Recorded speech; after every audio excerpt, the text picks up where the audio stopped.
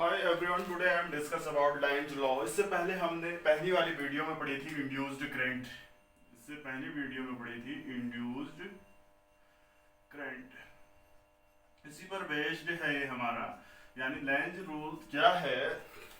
देखो, induced current की हम क्या इसकी जानकारी देने के लिए लैंज ने 1834 में एक रूल दिया, यानी इंड्यूस्ड करंट की जानकारी देने के लिए लैंज ने एक रूल दिया 1834 में। ठीक है, तो यह रूल्स या लॉ उसी के नियम से जाना जाता है, लैंज रूल के नाम से। ठीक है, इस रूल के अकॉर्डिंग क्या होता है, according to this law, according to this law, according to this law, इस लॉ की क्या करता है, देखिए, the polarity of EMF induced is such that it tends to produce a current opposes change in magnetic flux that produced it. देखो, ये क्या करता है, आपका इलेक्ट्रोमैग्नेटिक इंडक्शंस की प्रत्येक position, every position of electromagnetic inductions, every position of electromagnetic inductions में क्या होती है, induced current. According to this law, electromagnetic index की एवरी पोजीशन में इंड्यूस्ड करंट की डायरेक्शंस इस प्रकार होती है कि वह उस कारण का, उस कॉज का क्या करती है, अपोज कर सके, वह उस कॉज का अपोज कर सके जिसके कारण वह क्रिएट हो रही है। देखिए, इस रूल के according every position of electromagnetic inductions induced current की डायरेक्शंस इस प्रकार होती है कि वह उस कारण का अपोज करती है जिसके कारण ये क्रिएट होती है, क्या, इंड्यूस्ड करंट। यही रूल्स होती है। देखो, according to this law, electromagnetic inductions के एवरी पोजीशन में इंड्यूस्ड करंट की डायरेक्शन इस प्रकार होती है कि वह उस कारण का विरोध करती है, किस कारण का, जिसके कारण वह उत्पन्न होती है, उसे हम कहते हैं लैंज रूल। ठीक है, क्या कहा मैंने, according to this law the polarity of EMF induced in such that it tends to produce the current which opposes the change in magnetic flux that produced it। तो ये तो है आपका अकॉर्डिंग टू ओम्स रूल्स, यानी every position of electromagnetic inductions में जो induced current की direction इस प्रकार होती है जिसके कारण वह उत्पन्न होती है, उसी का क्या करती है, अपोज करती है। लैंज रूल्स कहां से हम क्लियर कर सकते हैं, Faraday law of electromagnetic induction से हम लैंज रूल को क्लियर किया जा सकता है। सपोज ये क्या है हमारे, ये क्या है, एक मैग्नेट है, ये नॉर्थ पोल है और ये साउथ पोल है।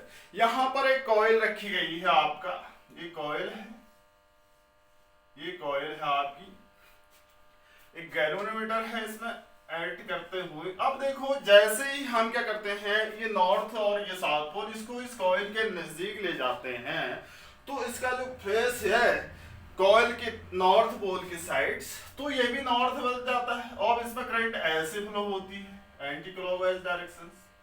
अगर हम इसको इधर को ले जाते हैं, यानी कॉइल के नजदीक ले जाते हैं, तो ये कॉइल का जो एंड्स है, ये एंड्स नॉर्थ पोल बन जाता है आपका। तो इसमें क्या होता है, इसमें करंट, इस कंडीशन में इंड्यूस्ड करंट की डायरेक्शन इस प्रकार होती है, कैसे होती है, जैसे नॉर्थ पोल्स या इस कॉइल के नॉर्थ पोल, देखो जो मैग्नेट है, मैग्नेट की तरफ जो नॉर्थ पोल है, कॉइल का भी नॉर्थ पोल बने, ताकि क्या होगा, इसका जैसे नॉर्थ है, हम इसके नजदीक ले जा रहे हैं, तो इसका अपोज करें, करंट तो फ्लो हो रही है, लेकिन ये नॉर्थ एक दूसरे को रिपेल करेंगे, तो इसका क्या करेगा, ये अपोज करेगा, यानी उसमें इंड्यूस्ड करंट जिसके कारण इसके कारण इसमें इंड्यूस्ड करंट उत्पन्न हो रही है, लेकिन ये इसका अपोज करे, ये नॉर्थ पोल बन जा रहा है, ये नॉर्थ एक दूसरे को रिपेल करेंगे, उसका अपोज कर रहे हैं, और इसके कारण ही ये इसमें क्या हो रही है, करंट क्रिएट हो रही है। ऐसे नेक्स्ट एग्जाम, ऐसे हमने क्या किया, इसमें क्या किया, साउथ पोल ले आए, ये नॉर्थ, ये साउथ और ये नॉर्थ पोल। ऐसे हमने यहां पर क्या किया, एक कॉइल ली, इसमें डिफ्लेक्शन शो कर सकते हैं, इसके पास ले जाते हैं हम इसको, तो ये क्या बन जाता है आपका, सॉरी इसको हम कहाँ ले जाते हैं, इसी की बात करते हैं। ये नॉर्थ है और ये साउथ है, ये इसको इधर को ले जाते हैं, क्या ले जाते हैं, इधर को ले जाते हैं। तो यहाँ पर डिफ्लेक्शन पॉइंट अपोजिट होगा और इसमें करंट क्या होगी, क्लॉकवाइज डायरेक्शन में फ्लो हो जाएगी। लेकिन हम इसको दूर ले जा रहे हैं, इसको खींच रहे हैं मैग्नेट को, तो इसमें ये पोल्स यानी कॉइल का ये एंड्स है, ये एस पोल की तरफ बिहेव करेगा और इसमें करंट क्लॉकवाइज डायरेक्शन में फ्लो होगी। देखो हम इधर को खींच रहे हैं इसको, ये इधर को जाने का अपोज कर रहा होगा, क्योंकि नॉर्थ साउथ अट्रैक्ट करते हैं। इसको खींचने के कारण ही इसमें क्या हो रही है, करंट क्या हो रही है, जनरेट हो रही है। मींस हम इधर को ले जा रहे हैं, जिसके कारण वो क्रिएट हो रही है, उसका अपोज कर रहा है। ये क्या है, लेंज रूल फैराडे रूल्स को क्या करती है, एक टाइप से एक्सप्लेन करते हैं। फैराडे लॉ की हेल्प या एक्सपेरिमेंट की हेल्प से हम इस लेंज रूल को वेरीफाई कर सकते हैं। ठीक है, तो यहां से क्या क्लियर होता है, दोनों कंडीशन में इंड्यूस्ड करंट की डायरेक्शन एक दूसरे के क्या है, अलग अलग है। ठीक इसी प्रकार हम से और भी एक्सपेरिमेंट कर सकते हैं, जब कॉइल का क्या यहां पर साउथ पोल हो, जब यहां पर क्या हो, साउथ पोल। देखो अब हम बात करते हैं, जब यहां पर साउथ पोल होगा, देखो यहां पर हम साउथ पोल करते हैं, यहां पर नॉर्थ पोल, तो यहां पर क्या हो जाएगा आपका, साउथ पोल है तो यहां पर भी क्या हो जाएगा, साउथ पोल क्रिएट हो जाएगा, ताकि इसमें क्या हो गया, आपकी करंट क्रिएट होगी, क्या होगी, करंट क्रिएट होगी। साउथ साउथ एक दूसरे को रिपेल करते हैं, इस रिपेल के कारण ही क्या होगा आपका, इस रिपेल का कारण ही क्या होगा, अपोज करिए तो इसमें इंड्यूस्ड करंट क्रिएट हो रहा है। ऐसे ही हम इस साउथ पोल को, ये नॉर्थ है, ये नॉर्थ और ये साउथ, इसको इधर को ले जाते हैं, तो यहां पर पोलैरिटी क्या हो जाएगी आपकी, ये बन जाएगा आपका नॉर्थ पोल। ठीक है, ये बनेगा आपका नॉर्थ पोल, ये इसका क्या करेगा, अपोज करेगा। देखो जैसे ही हम इधर को लेके जाएंगे तो इसमें इंड्यूस्ड करंट फ्लो होगी, क्योंकि नॉर्थ साउथ एक दूसरे को क्या करते हैं, अट्रैक्ट करते हैं, तो ये क्या कर रहा है, अपोज कर रहे हैं, जिसके कारण वो प्रोड्यूस्ड हो रही है। ठीक है, इसमें हम वेलोसिटी से भी एक्सप्लेन कर सकते हैं।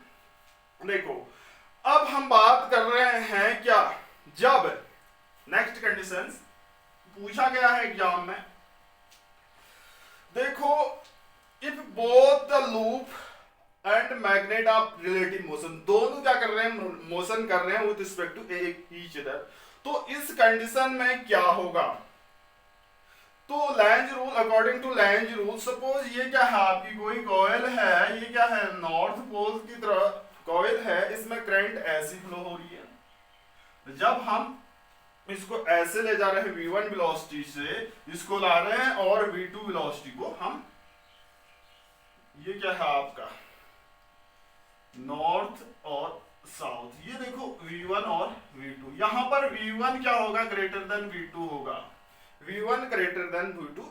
देखो अगर दोनों बॉडीज क्या कर रहे हैं, मैग्नेट भी कॉइल भी मैग्नेट भी दोनों को मोशन करा रहे हैं, तो उस दौरान लेंज रूल क्या होगा, v1 greater than v2, the poles approaching towards the north pole, the pole approaching towards the north pole, induced loop of n pole।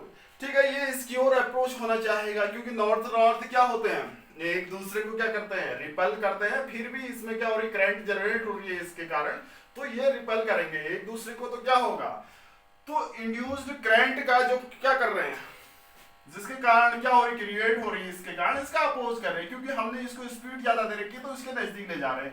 पहला पॉइंट तो ये हुआ।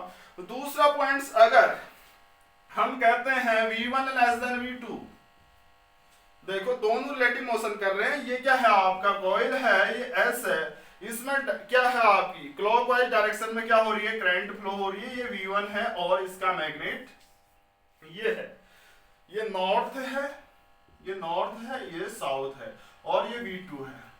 ठीक है, तो ये क्या होगा, v1 क्या है, v1 लेस देन v2 है, then the loop receding away from the N pole, loop receding away from the N pole, देखो इससे बाहर की ओर जाएगा, ये इसको हम आगे बढ़ा लेंगे, ये दूर होते जाएगा, इसके कारण इसमें क्या हो रही है, इंड्यूस्ड करंट क्रिएट हो रही है। नेक्स्ट पॉइंट, ये तो है सेकंड पॉइंट।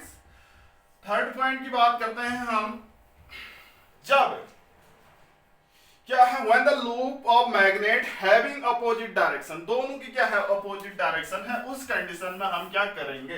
देखो ये नॉर्थ पोल कॉइल है, ये नॉर्थ पोल की तरह क्या कर रहा है, बिहेव कर रहा है।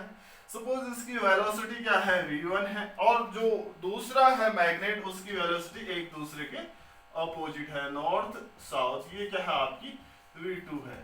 तो इस कंडीशन में लेंज रूल क्या होगा, opposite direction the loop approaching the towards the N pole, यानी ये लूप जो है अप्रोच करेगा टुवर्ड्स द एन पोल की ओर, hence induced pole in loop N, induced जो पोल होगा, induced pole in loop N pole होगा, एन पोल की तरह बिहेव करेगा। कब, जब एक दूसरे के अपोजिट डायरेक्शन में है। ऐसे हम दूसरा इसमें करते हैं, जब इसमें क्या हो रही है, क्लॉकवाइज डायरेक्शन में क्या हो रही है, आपकी करंट फ्लो हो रही है, इसकी वेलोसिटी क्या है, ऐसी है, v1 है, और इसकी ये मैग्नेट है आपका, ये मैग्नेट है, इस ये नॉर्थ साउथ ऐसा है। तो इसमें लेंज रूल क्या होगा आपका, देखो इसमें क्या होगा, when the loop and magnet having opposite directions of the velocities of the loop receding away from the N pole, the induced pole is S pole होगा। तो उस टाइम ये इंड्यूस्ड पोल एस पोल होगा। इस दौरान ये आपको याद रखने हैं, ठीक है। ये तो हुआ आपका क्या, लेंज रूल। फिर एक सबसे ज्यादा पूछा जाता है इसमें आपका conservation of energy, conservation of energy. क्या कंजर्वेशन ऑफ एनर्जी, देखिए हम पढ़ते हैं Lenz law and conservation of energy, Lenz law and conservation of energy. देखो हम क्या इस रूल के अकॉर्डिंग क्या है, कंजर्वेशन ऑफ एनर्जी क्या होती है, इस प्रिंसिपल के अकॉर्डिंग हम कहते हैं एनर्जी ना तो क्रिएट कर सकते हैं ना डिस्ट्रॉय कर सकते हैं, केवल हम एक फॉर्म से दूसरे फॉर्म में क्या कर सकते हैं, कन्वर्ट कर सकते हैं। यानी एनर्जी को हम न क्रिएट कर सकते हैं न डिस्ट्रॉय कर सकते हैं, लेकिन one form to another form में हम कन्वर्ट कर सकते हैं। जब मैग्नेट के नॉर्थ पोल, जब मैग्नेट का नॉर्थ पोल किसी कॉइल के नजदीक लेके जाते हैं, ये जब मैग्नेट का क्या नॉर्थ पोल किसी कॉइल के नजदीक लेके जाते हैं तो क्या होगा, ये अभी थोड़ी देर पहले डिस्कस कर चुके हैं। तो कॉइल के सामने वाला फेस जो है, एंड्स है, वो भी नॉर्थ पोल बन जाता है। अगर हम इसको ऐसा ले जाते हैं तो ये भी क्या बन जाता है, आपका नॉर्थ पोल बन जाता है, बनता है। अभी थोड़ी देर पहले हम डिस्कस कर चुके थे। जो मैग्नेट के क्या, जो ये मैग्नेट के पास आने का क्या करता है, अपोज करता है, क्योंकि नॉर्थ क्या है, एक दूसरे को रिपल करता है, अपोज करता है। अर्थात कॉइल का जो प्लेन है, मैग्नेट के, ये कॉइल का प्लेन है, नॉर्थ पोल है, मैग्नेट का नॉर्थ पोल है, एक दूसरे को क्या करते हैं, ये रिपल करते हैं। इस रिपल्सिव फोर्स के अपोज में हमें क्या करना पड़ता है, वर्क डन करना पड़ता है। इस रिपल्सिव फोर्स के अपोज में हमें कॉइल के पास ले जाने में हमें क्या करना पड़ता है, वर्क डन करना पड़ता है। देखो अगर हम इसके नजदीक ले जा रहे हैं तो हमें एक्स्ट्रा वर्क करना पड़ेगा, वर्क डन, यानी मैग्नेट को हम कॉइल के नजदीक ले जाते हैं तो वर्क डन करना पड़ेगा। किसके अपोज में, इस रिपल्सिव फोर्स के अपोज में हमें वर्क डन करना पड़ेगा, ठीक है। वही वर्क डन इलेक्ट्रिक एनर्जी में, यही वर्क डन इलेक्ट्रिक एनर्जी में कन्वर्ट होकर, इलेक्ट्रिक एनर्जी में कन्वर्ट होता है। यही वर्क डन इलेक्ट्रिक एनर्जी में कन्वर्ट होकर हमें इंड्यूस्ड करंट के रूप में मिलता है। हमें क्या मिलता है, इंड्यूस्ड करंट के रूप में मिलता है, इंड्यूस्ड करंट के रूप में मिलता है, ठीक है।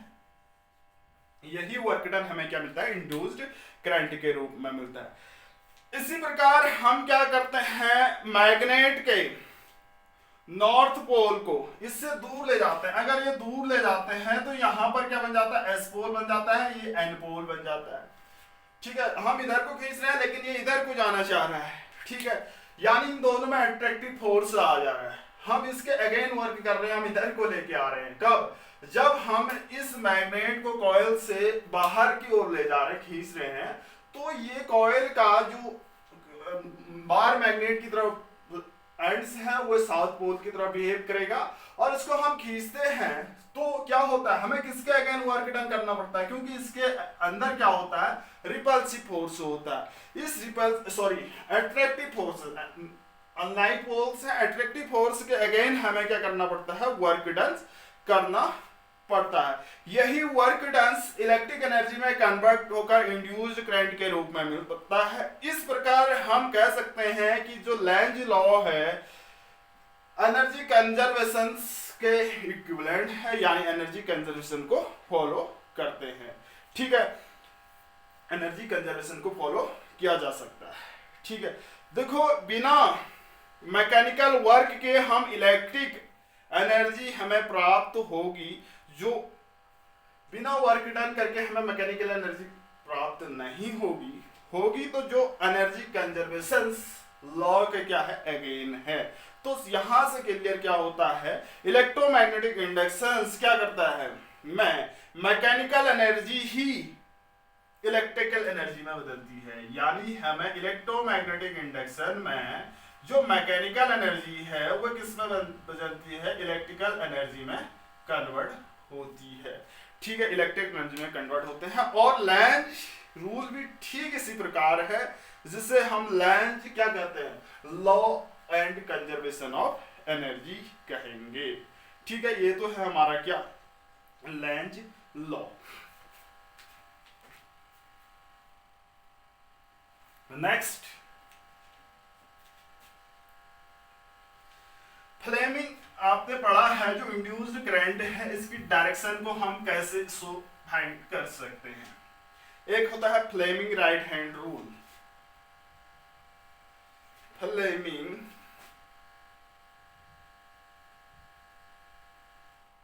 Right hand rule.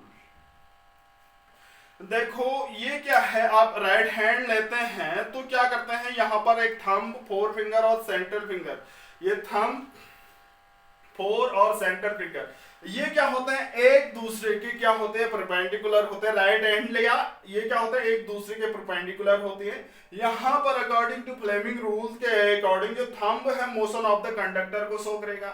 जो थंब है आपका क्या करेगा, थंब है motion of the conductor, thumb जो है मोशन ऑफ द कंडक्टर। जो फोर फिंगर है मैग्नेटिक फील्ड, यानी सेंट्रल फिंगर भी कहते हैं, फोर फिंगर ये मैग्नेटिक फील्ड को शो करेगा। ऐसी आपकी जो क्या है, फोर फिंगर और क्या है, एक मिडिल फिंगर होती है आपकी, वो क्या करेगी, सेंट्रल जो फिंगर होती है आपकी, सेंट्रल ये फोर फिंगर, और जो सेंट्रल फिंगर होती है, जो बीच की मिडिल फिंगर है या सेंट्रल फिंगर है, आप वो क्या करेगी, आपकी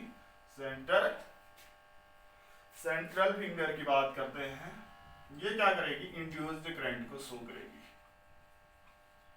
इंड्यूस्ड करंट। यानी फ्लेमिंग राइट हैंड रूल से हम इंड्यूस्ड करंट की डायरेक्शन शो करेंगे। देखो ये है हमारा राइट हैंड, ये तीनों क्या होने चाहिए, परपेंडिकुलर, थंब, फोर फिंगर और सेंट्रल फिंगर या मिडिल फिंगर भी कहते हैं, ये तीनों क्या है, परपेंडिकुलर है। अगर ये क्या कर रहा है, thumb motion of the conductor की डायरेक्शन शो कर रहा है, ये फोर फिंगर मैग्नेटिक फील्ड्स, और ये क्या करेगा, इंड्यूस्ड करंट की डायरेक्शन को शो करेगा। तो ये तो है हमारा Fleming left right hand rules. अब नेक्स्ट पॉइंट है इसकी, इसी के अंदर देखो motional electromotive force and Faraday law. Motional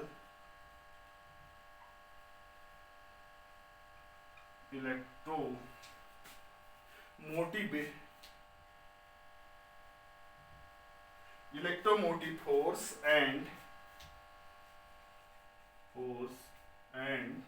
Faraday law.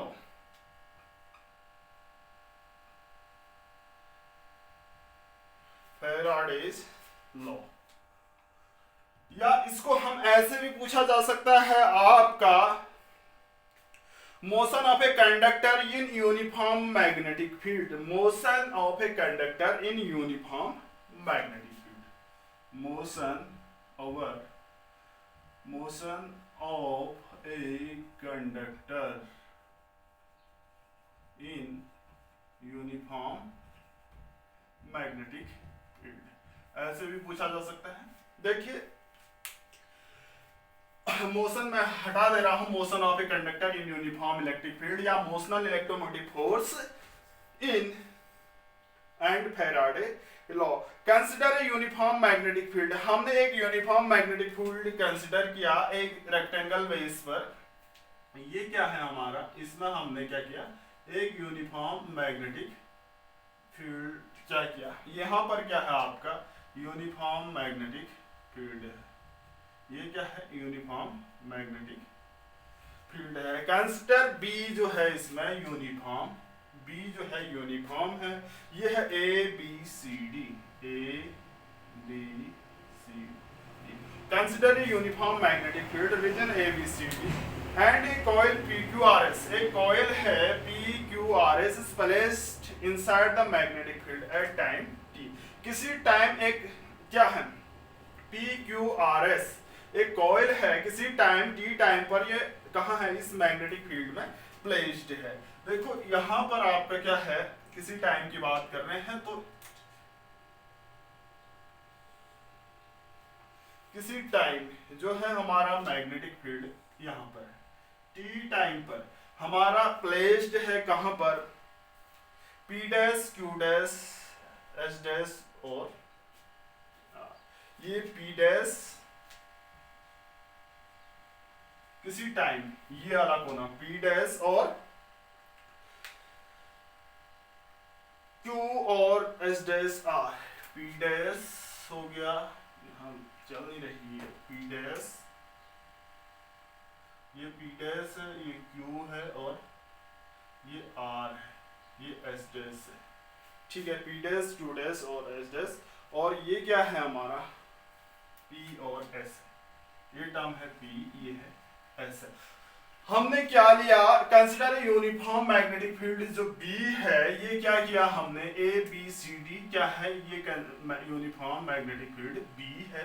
किसी टाइम हमने एक कॉइल को प्लेस्ड किया इस uniform magnetic field P dash Q R S dash, यानी पी क्यू आर एस क्या की, किसी टाइम हमने इसको कहाँ किया, मैग्नेटिक फील्ड में प्लेस्ड किया, हालांकि इतना हिस्सा प्लेस्ड है उसका, यानी यहां पर हम लिख सकते हैं पी डैश क्यू जो है, पी डैश क्यू की जो प्लेस्ड है, जो अंदर हमारी coil uniform, P dash Q या एस डैश आर ये इक्वल है, पी डैश क्यू या S dash R equal to हमने इसको लिया वाई।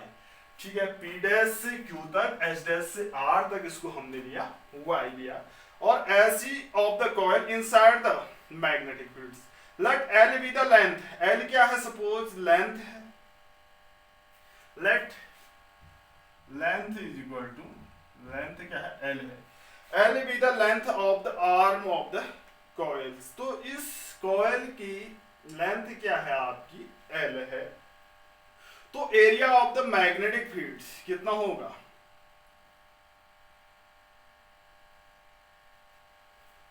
कितना होगा एरिया, ये लेंथ एल है आपकी, ये एल है और ये वाई है, तो रेक्टेंगल फेस है, तो एरिया कितना होगा आपका, एरिया क्या होगा, छोटा सा सेगमेंट है, मैंने area is equal to delta S, किसी टाइम की बात की, डेल्टा एस एट किसी टाइम, तो ये क्या हो जाएगा आपका लेंथ इंटू ब्रेथ यानी एल इंटू वाई। इसको हम क्या लिख सकते हैं, एल, ये लिख सकते हैं एरिया, इस कॉइल का हमने एरिया लिखा है। तो magnetic field flux link with the coil, किसी टाइम मैग्नेटिक फ्लक्स लिंक हो रहा है उस कॉइल के साथ, तो मैग्नेटिक फ्लक्स सपोज क्या है हमारा फाई है, टी टाइम पर फाई मैग्नेटिक फ्लक्स लिंक हो रहा है, तो phi equal to B dot delta S होगा, बी डॉट डेल्टा एस, यानी ये कितना हो जाएगा, बी एल वाई लिख सकते हैं, B L Y. Equation first दे देते हैं।